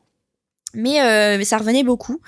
Et du coup, je pense que malgré tout, il y a quand même ce truc aujourd'hui de me dire que j'ai pris un peu ma revanche parce que évidemment j'ai grandi, donc mon corps a changé, mais en plus avec la musculation, mon corps a vraiment changé et on me l'a dit. J'ai revu des gens 5 ans après qui m'ont dit, bah, oui, t'es métamorphosé. Donc ouais, la critique et le regard des autres, forcément, ça a façonné une image qui est pas forcément enfin, un rapport au corps qui est pas forcément sain. Je sais pas si c'est évitable ou pas. En tout cas, j'ai l'impression que surtout au collège et au lycée, l'apparence physique est au centre de toutes les discussions et je trouve ça un peu dommage, mais ça fait partie du jeu. Par là. Et ouais, avec moins quand je faisais de la danse pour le coup, parce que c'est pas du tout centré sur l'apparence, mais en commençant la musculation, c'est vrai que j'ai mis du temps à voir les progrès. Aussi parce que j'ai mis du temps à progresser, parce que la musculation c'est un travail vraiment sur la durée et il faut être extrêmement patient. C'est pas en 2 mois qu'on va avoir le corps de ses rêves, mais c'est vrai qu'il y a des moments où plus je me regardais, plus j'avais l'impression que j'avais pas le corps qu'il fallait, alors que les autres me faisaient des remarques à l'inverse. Et du coup, j'avais l'impression et je pense aussi que ça vient des réseaux sociaux, malheureusement, où mon feed Insta était rempli de filles avec des corps qui sont pas forcément en plus réels. Évidemment, il y a les histoires de Photoshop, etc. Mais c'est aussi des filles qui font du sport leur métier. Ouais. Et moi, je me compare à ça. Et en fait, c'est hyper dangereux parce que je me compare à des corps qui sont travaillés depuis des années et des années. Et donc, plus ça allait, plus je me trouvais de plus en plus plate, ce qui n'a aucun sens puisque je progresse. Et là, depuis quelques semaines, j'ai l'impression que, en fait, je pense que ça fluctue le rapport au corps, la confiance en soi. Mais c'est vrai que là, depuis quelques semaines, j'ai l'impression de vraiment voir le fruit de mes efforts, d'avoir vraiment conscience que mon corps change, d'être hyper à l'aise. Quand je m'habille le matin, je suis contente. J'ai le corps qui me plaît. Évidemment qu'il y a encore toujours des trucs où je me dis là les abdos ils pourraient quand même être plus visibles si tu perdais un tout petit peu. Là le galbe il pourrait être un petit peu mieux.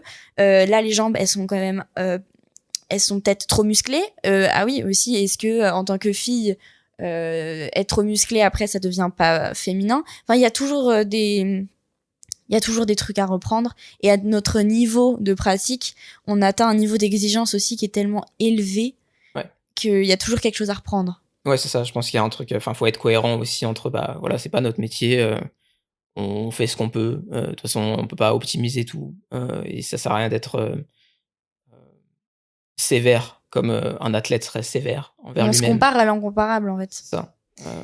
Tu parlais du feed Insta ou enfin, en tout cas des réseaux, sur lesquels on voit des physiques, qui sont, inatteignables au commun des mortels pour qui c'est pas le métier. Je pense que ce genre de trucs-là, spontanément, je les ai genre, pas signalés, mais genre j'ai dit à Insta: «Je veux pas voir ça». Je veux pas voir ces comptes-là, ces contenus-là. Je saurais pas les décrire en particulier, ça fait longtemps que j'en vois plus du coup, mais qui me font me dire: «Ouh là, je suis pas assez. Ouh là là, lui là, il est mieux que moi et On je me sens perd nul», tu vois? complètement la notion de réalité. Mmh. C'est assez effrayant. Et justement, moi aussi, j'ai adapté un peu mon feed. Et en plus, j'y réfléchis après coup. Je me compare à des gens dont j'aimerais pas forcément avoir le corps au final. Ouais. je n'aimerais pas forcément que quand je m'habille, on ne voit que mes fesses parce que j'ai quand même envie d'avoir un corps harmonieux et j'ai pas envie que on ne voit que ça. Enfin, il y a des corps que je trouve encore une fois j'apporte un jugement et c'est pas bien, mais il y a des corps qui sont disproportionnés de mon point de vue et que j'ai pas forcément envie d'atteindre. Donc voilà, le rapport au corps est hyper façonné par les réseaux sociaux, ça c'est une certitude, par le regard des autres aussi. Bon, moi de plus en plus maintenant les regards qui sont portés sur mon corps, c'est de la validation. Donc ça va. Mais ça peut être très compliqué à gérer et ce rapport de performance et d'exigence qui devient de plus en plus élevé en muscu, il peut être hyper dangereux. Donc j'essaye aussi dans mon rapport au corps, parce que c'est aussi c'est pas que esthétique, de me dire que c'est quand même une machine incroyable, que j'ai la chance, surtout après m'être cassé les jambes et d'avoir perdu l'usage de juste la marche, de me dire que c'est quand même juste fou de pouvoir marcher, faire tous les jours ce qui me plaît, être en bonne santé, respirer, pouvoir parler, chanter, danser, faire du sport. Enfin, c'est fou et je prends conscience que mon corps c'est pas mon ennemi et que je dois pas me battre contre lui parce qu'il est pas assez fin et assez musclé et comme ci et comme ça, mais que c'est mon meilleur allié et que je dois en prendre soin et l'aimer parce qu'il me permet de faire des choses tellement incroyables tous les jours. Et je pense que c'est vraiment ça le plus important. Mais c'est compliqué de garder ça à l'esprit tous les jours parce qu'il y a des fois où on se plaît pas et c'est inévitable, j'ai l'impression. Mais ouais. Non, mais je pense qu'on est tous... ça se travaille. Enfin ouais, je suis d'accord avec toi. C'est facile à dire. On a tous envie de faire ça. Enfin, en tout cas, moi j'ai envie de faire ça aussi, genre d'être juste heureux d'avoir mon corps, de pouvoir faire ce que je fais, etc. Mais voilà, en pratique, il y a des hauts et des bas, quoi. Mais d'ailleurs, est-ce que toi, du coup, t'es en prise de masse en ce moment? Est-ce que tu cherches encore à modifier ton physique ou est-ce que t'es plutôt en entretien? Où est-ce que tu te situes aujourd'hui? Bah aujourd'hui, j'ai l'impression que j'ai un corps qui me plaît. Mais oui, je suis toujours en recherche de progression. Pour ce qui est de la prise de masse ou de la perte sèche, Ça sèche. Ni l'un ni l'autre, enfin plus en prise de masse globalement parce que j'ai envie de gagner en muscle, mais j'essaie d'avoir un équilibre qui me permette, en faisant et de la musculation et du cardio, de moduler tout ça pour sur le long terme ne pas alterner justement des périodes de sèche et de prise de masse comme certains font. Moi j'essaie d'avoir quelque chose d'assez constant où sur la longue durée je vais pouvoir atteindre une masse graisseuse, même si je ne la calcule pas avec des balances connectées ou ce genre de choses, mais qui me conviennent et une musculature aussi qui me plaise. J'essaie d'avoir un équilibre, mais je suis pas dans cet esprit-là d'avoir des périodes de sèche et après de reprendre. Ok. Un autre sujet qui me semble intéressant à discuter avec toi, toujours dans l'univers de la salle, c'est la question du genre dans cet espace-là. La salle, c'est un milieu, en tout cas que moi je trouve, mais bon, je pense que c'est assez objectif, très masculin, en tout cas au moins sur l'aspect population d'adhérents, quoi. Mais aussi, je trouve, d'un point de vue culturel. Déjà, je sais pas si tu partages cette observation-là. Et puis, Complètement. bon, bah voilà. Et puis ensuite, est-ce que toi, dans ton expérience, c'est quelque chose qui peut être pesant ou pas du tout? Et puis voilà, plus globalement, c'est quoi ton expérience personnelle en tant que femme à la salle, quoi? Alors, comme je te disais, j'avais pas du tout d'a priori avant de m'inscrire à la salle et j'avais pas du tout conscience de à quel point c'était un milieu masculin et un espace propice à des stéréotypisations de genre et ce genre de choses. Bon, là, cette année, en l'occurrence, mon mémoire portait sur la place des femmes dans le monde du sport. Donc, j'ai vraiment pu creuser ces questions-là. Donc oui, la salle de sport, c'est vraiment un espace où c'est extrêmement masculin. Il y a une importance donnée à la virilité et à cette domination presque qui est hyper importante. Mais personnellement, j'ai une très bonne expérience en tant que femme à la salle. Je sais pas si c'est cette salle-là en particulier ou cette chaîne de salles, mais j'ai toujours été très surprise de la bienveillance. Alors oui, ça m'arrive souvent qu'on vienne m'aborder pour me demander mon snap de manière très peu subtile, mais je le prends à la rigolade et je refuse gentiment. Après, ça m'est déjà aussi arrivé qu'on me fasse remarquer que j'étais une femme et donc forcément j'allais soulever moins lourd, ce que je trouve assez ridicule parce qu'on n'a pas, même si je suis pour l'égalité des sexes, mais il n'empêche qu'on a biologiquement pas les mêmes corps, pas les mêmes hormones, donc évidemment qu'on ne pourra pas à entraînement égal soulever la même chose. Et donc ce besoin de domination masculine, de prouver que qu'il soulève plus lourd, je trouve ça assez risible, donc je le prends vraiment à la rigolade. Mais oui, ça m'est déjà arrivé il y a une semaine de passer après un mec à la presse à cuisse, et il était à 100 et quelques kilos, et donc je lui demande à combien il est pour savoir moi combien je dois rajouter ou enlever. Et il me dit, je suis à 100, 110, mais bon, ça va être trop lourd pour toi, hein, ça c'est sûr. Et je le regarde, je fais, mais moi je suis à 150 là. Et il me dit, haha, je pense pas. Et donc je mets mes 150 kilos et je fais mes 4 séries de 12. Et pendant tout ce temps-là, il m'a regardé pour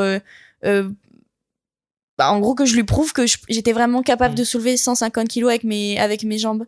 Ouais. Et j'ai trouvé ça absolument incroyable qu'il me rie au nez et qu'il me fasse comprendre que c'était impossible que je soulève plus lourd puisque je suis une femme. Sauf que moi, ça fait 1 an et demi que je travaille mes jambes et que bah voilà, maintenant je suis à 150, j'en suis très fière. Et ça m'a quand même halluciné de voir que quelqu'un était capable de remettre ça en question. À ce point-là, enfin, il était sidéré. Il m'a dit, mais non, 150, bah pas du tout. Bah si. Et ça m'a fait très plaisir de prouver le contraire. Donc voilà, ça, c'est le genre de choses qui arrivent. Mais en soi, bah comme je disais, on est peu de filles. Et il n'y a pas vraiment d'entraide féminine, j'ai l'impression. Ok. Je parle avec très peu de filles à la salle de sport, malheureusement, parce que moi, ça me plairait beaucoup. Mais donc, du coup... La majorité de mes potes de salle, c'est des hommes. Et je suis hyper surprise de comment ça se passe. C'est hyper bienveillant. Il y a de l'entraide. Il y a pas du tout la plupart du temps, de jugement. Ça peut arriver qu'il y ait des petits réflexes un peu symptomatiques d'un sexisme ambiant. Mais en général, j'ai l'impression que dans cette salle, il y a vraiment... cette idée que c'est intégré qu'une femme peut muscler son haut du corps et être féminine en étant musclée. Enfin, c'est hyper normalisé. Okay. Donc, une très bonne expérience. Et puis, mes amis masculins, en général, ils ont plus ce rôle protecteur. J'ai pas besoin forcément d'être protégée, mais voilà, je me sens très en sécurité. J'ai pas l'impression d'être une proie, même si je pense que je le suis parfois. Mais je suis assez à l'aise pour me dire que ça ne m'atteint pas et que je peux faire ma séance tranquille, même si j'ai un short court et que je sais que ça peut attirer des regards et ça peut être très intimidant et très dérangeant. Je passe un peu au-dessus de ça et je me dis que ça, c'est ce que je fais de ces regards et de ces remarques qui va construire mon rapport aux hommes dans la salle. Ouais, donc il y a quand même un certain aplomb à avoir pour savoir faire face en fait il faut s'imposer. À ces signaux. Ouais, je vois. Ok, bon, bah, c'est intéressant. Tu parlais aussi du fait que dans ton expérience, en tout cas, il n'y a pas tellement d'entraide féminine. Est-ce que c'est parce qu'il y a plutôt une compétition féminine ou est-ce que c'est juste parce qu'il n'y a pas beaucoup de femmes et donc bon, bah, finalement il y a moins d'occasions de s'entraider entre femmes? Les deux, je pense. On est peu de filles. Et j'ai l'impression que la parole est moins facile entre filles parce qu'on est moins nombreuses et qu'il y a quand même enfin moi je l'ai déjà remarqué, j'ai déjà essayé de sourire à certaines ou d'engager un début de conversation parce que genre, on avait besoin du même poids, on était sur le même exercice et il y avait cette distance qui est mise de je t'analyse un peu, on est en compétition, toi t'as l'air plus comme ci que moi je suis plus comme ça. qui est un peu dérangeante, mais ouais, en général, c'est vrai que j'ai plus de facilité, malheureusement, peut-être, à parler avec des garçons. C'est peut-être plus fluide. OK, je vois. Moi, c'est intéressant. Je crois pas que j'ai eu, moi, dans mon expérience, l'occasion d'avoir ce retour d'expérience-là, tu vois? D'une femme go muscu, finalement, d'une gym, rat, avec, 2 T et un E, je crois que c'est Ah non, non, pas du tout, c'est quoi? rat? Non, mais en fait, si je le mets en français et que je le mets au Ah, féminin, tu vois? C'est quoi en le féminin de un rat? Une rate? ah C'est bah ça, oui. non? Ah non, moi j'étais restée dans l'anglais. Bah, voilà. Non, mais c'est moi qui t'ai perdu, je suis allé trop loin. My bad. Hem, on arrive doucement à la fin de notre discussion. Je me disais qu'on pourrait partager un peu des tips, des conseils en toute humilité, à voilà, des gens qui pourraient être intéressés, de près ou de loin, à l'univers de la salle. Voilà, est-ce que tu aurais peut-être, quelques tips and tricks à partager? Bah déjà, je pense on en a déjà partagé un plein là au cours du podcast. Mais bah, si je devais donner des conseils à quelqu'un qui débute la salle, sachant que bon, je ne suis personne, je ne suis pas coach, ça n'est pas mon métier, je suis pas nutritionniste, mais essayer au maximum de se détacher du regard des autres. Ça, bon, c'est hyper compliqué, c'est très facile à dire et pas simple à appliquer.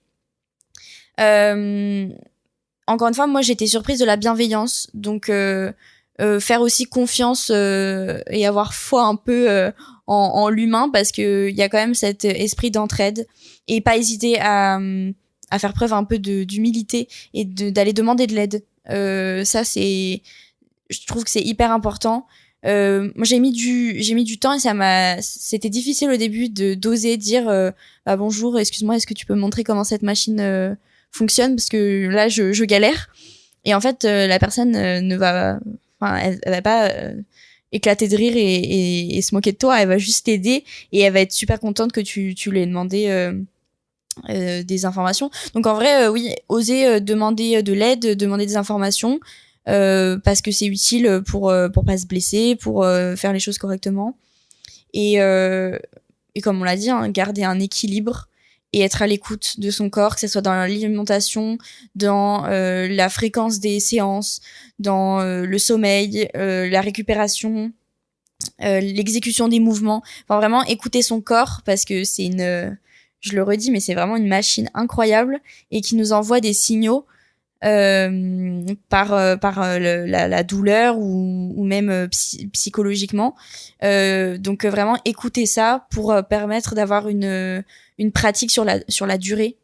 Parce qu'il y a quand même beaucoup de failles et beaucoup de pentes glissantes dont on a parlé, dont il faut savoir un petit peu s'écarter pour pouvoir apprécier la pratique du sport sur le long terme, et que ça continue de rester vraiment un plaisir et pas une contrainte ni un stress. On n'a pas beaucoup parlé de ça, de l'anxiété ou de la peur, mais du stress et de la pression, ça on en a un peu parlé, que ça peut créer. Mais vraiment, le sport, ça doit rester, si c'est pas à but professionnel, quelque chose qui apporte au quotidien, en dépassement de soi, en confiance en soi, en voilà, pour se défouler, un espace vraiment de bien-être, où on investit en soi-même. Moi, c'est vraiment l'impression que j'ai, d'investir en moi-même pour le futur, et Ouais. aussi pour le moment présent. Ouais, c'est De vrai. savoir se satisfaire. Ah oui, voilà. Ça, c'est un tips. Savoir se satisfaire de ce qu'on a sur le moment, et pas toujours être dans la projection. Savoir apprécier, s'apprécier comme on est, et pas compter sur le fait qu'on soit plus musclé ou plus mince, ou ce qu'on veut, pour être heureux. Parce que non, ce n'est pas parce que tu as des fesses plus galbées, des bras plus musclés, ou des abdos plus tracés, que tu seras forcément heureux. Donc apprendre à apprécier ce que l'on a sur le moment, et pas Ouais. être dans la projection tout le temps. OK. Voilà. Bah, tu parlais de savoir demander de l'aide. Ça, c'est un truc, je pense, sur lequel je pourrais travailler, moi, justement, tu vois? Moi, j'ai aucun problème pour donner de l'aide, pour, je sais pas, spotter quelqu'un, je sais pas quoi. Enfin, on peut me demander de l'aide, moi, il y a pas de problème, je suis souriant et tout, il y a pas de problème, mais c'est très rare que j'en demande, en fait. Et je pense que ça pourrait, ouais, ça pourrait m'être utile, quoi. Je sais pas, pour, du bench par exemple, bah en fait moi la plupart du temps je vais pas trop proche de l'échec parce que j'ai pas envie de me retrouver comme un con bloqué sous ma barre quoi. Ça m'est déjà arrivé d'aider quelqu'un d'aider quelqu'un qui est bloqué sous sa barre. Bon bah en fait je l'aide et en fait je me fous pas de lui, je me moque pas de lui en fait. Exactement. Mais donc ouais, je pense qu'il faudrait enfin ouais, je pense que c'est faire preuve d'humilité. Ouais, c'est ça. Et je pense que c'est aussi voilà savoir aller vers les gens finalement. Je pense qu'il y a aussi ce sujet-là. Je te disais plutôt que moi je fais essentiellement mes séances seul, tu vois. Donc je pense qu'il y a aussi un sujet chez moi de savoir, tu vois, être avenant, tu vois, genre comment provoquer la rencontre en quelque sorte, tu vois. Mais bon, je vais y travailler en tout cas. Ah mais le sport, avec tous les sujets dont on a parlé, c'est vraiment un travail de longue haleine. Je pense que je l'ai répété 10 fois. Mais vraiment, ça se travaille. Pour avoir une pratique saine, c'est quand même un long cheminement, j'ai l'impression. D'accord. Donc il faut y aller step by step. S'il y en a qui veulent commencer, faut y aller petit à petit. On peut pas atteindre 6 séances par semaine et des repas équilibrés au gramme près dès la première semaine. Ouais. De mon côté, moi, je vous ai préparé un petit truc, c'est une sorte de corpus d'articles de recherche. C'est un peu l'essentiel, en fait, de ce qui, moi, m'a été utile pour raisonner ma pratique, pour avoir vraiment une compréhension scientifique de ce qui se passe dans mon corps. Donc, je vais vous mettre le lien en description. Je vous ai fait différents thèmes. Il y a l'entraînement lui-même, il y a l'alimentation, il y a le cas particulier de la créatine, il y a l'espérance de vie aussi, des choses comme ça. Puis il y a aussi un papier que j'ai recommandé, il me semble, dans l'épisode précédent, qui explique un peu les volumes en quelque sorte à respecter pour maintenir ses gains, les volumes minimaux pour maintenir ses gains. Ce qui peut être intéressant quand, je sais pas, on est en vacances par exemple, où on cherche à se libérer un maximum de temps, mais sans perdre pour autant. Donc là, ce papier-là, je l'ai trouvé assez intéressant. C'est Spearing, alors j'ai plus l'année, mais c'est Spearing l'auteur, le premier auteur, ou la première autrice, je ne sais pas, à vrai dire. Attention. Attention, voilà. Les femmes aussi sont concernées par le monde du sport. Tout à fait. Donc voilà, je vous mets ça en description. Il me semble que tu travailles, tu as un projet en rapport avec le sport. Est-ce que tu voudrais nous en dire quelques mots? Alors, bon, du coup, moi, je travaille pas dans le milieu du sport, je travaille dans le milieu de la mode. Je suis étudiante. Mais oui, du coup, j'ai écrit un mémoire cette année qui réunit les deux grands sujets qui font partie de ma vie, qui sont la création et l'activité physique. Donc j'ai écrit un mémoire sur la place des femmes, un article sur la place des femmes dans le sport. C'était super intéressant. Et là, je suis en train de créer une collection de vêtements sur ce même sujet qui va prolonger l'écriture de l'article. Donc voilà, je posterai sûrement ça sur mon compte Instagram quand elle sortira en juin. J'espère que ça va bien rendre. Je suis en plein dedans actuellement. Donc voilà. Ok, trop cool. Est-ce que peut-être tu as déjà un Insta à partager pour le projet ou est-ce que ça viendra plus tard? Oui, j'ai un compte pro, entre guillemets, bianca.txr, je crois. Pour l'instant, il n'y a pas encore grand-chose, mais oui, j'ai hâte que ce projet aboutisse et pouvoir le partager. Ok. Bon, parce qu'il y a vraiment un message fort. Et pour le coup, je pense que c'est la première fois dans ma pratique de la mode, du design de mode, où j'ai vraiment quelque chose à dire au-delà de l'aspect stylistique, vraiment un message où j'ai l'impression que le pro et le perso ont fusionné et où le vêtement là est vraiment vecteur d'un message hyper important. C'est un outil politique.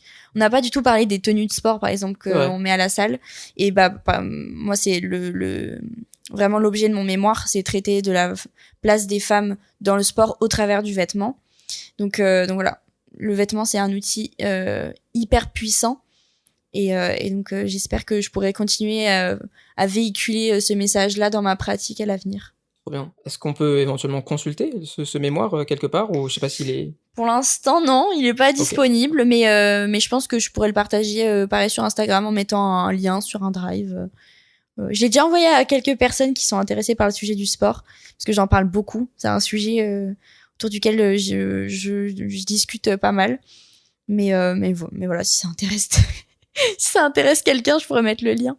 Moi, ça m'intéresse. Hein. Je pense que ça pourrait en intéresser d'autres. Donc, ok, bon, bah, trop bien.